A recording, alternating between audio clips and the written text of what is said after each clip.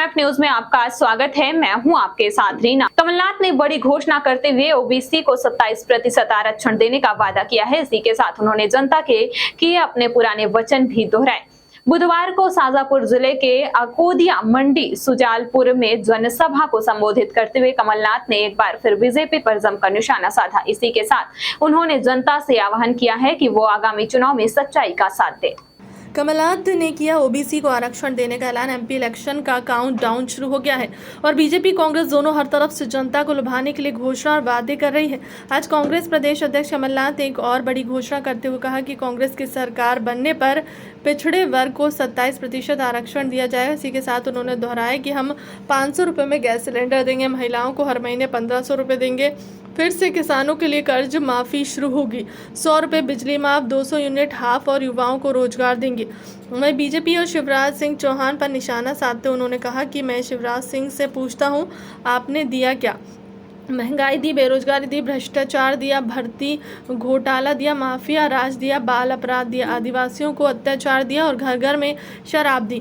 चुनाव में मध्य प्रदेश का फैसला होगा, ये फैसला जनता करेगी। उन्होंने कहा कि जनता बीजेपी की असलियत समझ चुकी और वो उनके झूठे छलावे में आने वाली नहीं है। बीजेपी पर भ्रष्टाचार का आरोप। पीसीसी चीफ ने बीजेपी पर भ्रष्टाचार का आरोप लगाते हुए कहा कि मध्य प्रदेश में निवेश इसलिए नहीं आता है कि वह इतना भ्रष्टाचार है क्योंकि आने के लिए तैयार नहीं है। अब शिवराज की भूमि पूजन मशीन बहुत हो गई है। चुनाव से पहले उन्होंने भूमि पूजन मशीन शुरू की है, जहां जाओ नारियल फोड़ दो।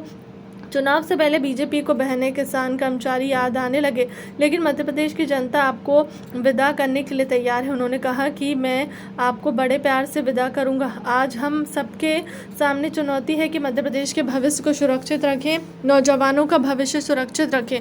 हमें प्रदेश को नया रूप देना है। एक बार फिर उन्होंने बीजेपी पर आरोप लगाया है कि उनसे प्रदेश को चौपट प्रदेश बना दिया है। कमलनाथ ने कहा कि चौपट कृषि रोजगार व्यवस्था, चौपट भर्ती व्यवस्था, चौपट शिक्षा व्यवस्था, चौपट उद्योग धंधे और हाल में महाकाल का घोटाला। पूरे देश में बीजेपी ने हमारे प्रदेश को कलंकित किया है। खोखली सरकार ने खोखली मूर्तियां बनाई हैं जो हवा में उड़ गई। चुनाव आते जाते हैं, हर चुनाव ने अपने मायने होते हैं, लेकिन 5 महीने बाद जो चुनाव है वो क्या फैसला करेगा?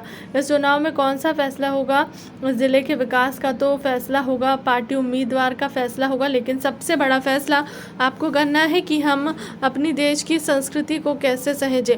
भारत की संस्कृति, जोड़ने की संस्कृति, हमारे देश की संस्कृति पर हमला होता है तो हम आने वाली पीढ़ियों को कैसा देश, कैसा प्रदेश सौंपेंगे? जनता से सच्चाई का साथ देने का आह्वान कमलनाथ ने सीएम शिवराज सिंह चौहान पर तंज कसते हुए कहा कि उन्हें भटकता हुआ नौजवान नहीं दिखता, उनकी आंख नहीं चलती, उन्हें चिल्लाता हुआ किसान नहीं दिखता, उनके कान नहीं चलते, लेकिन उनका मुंह खूब चलता है।